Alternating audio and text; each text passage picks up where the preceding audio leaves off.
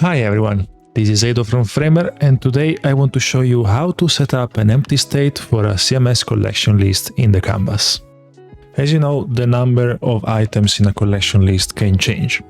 So if I set up a filter here to display only meetups that are after a certain date, I won't see any results. And this blue placeholder explains me what's going on in the canvas, but when I preview or publish the site, there is nothing visible and the page feels really empty. However, starting today, you can fully customize this state, and doing so is extremely easy. You just select your list and you'll notice there is a new property called state, and if you set it to empty, you temporarily preview the empty state of the collection. In the blue placeholder, you can read select the layer and click the plus button to add an empty state.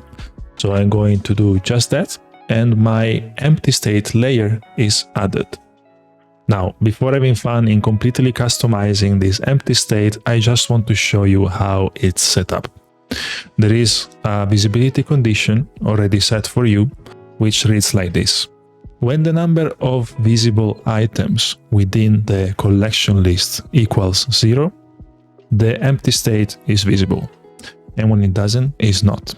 So if you want to control the visibility or any other styling based on this variable, this is how to do it. Now, back to customizing our empty state.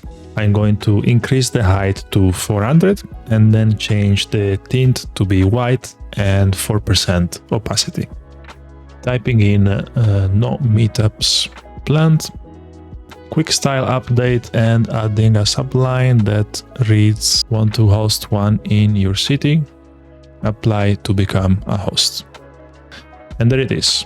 Let me add a quick icon to make it more visually appealing.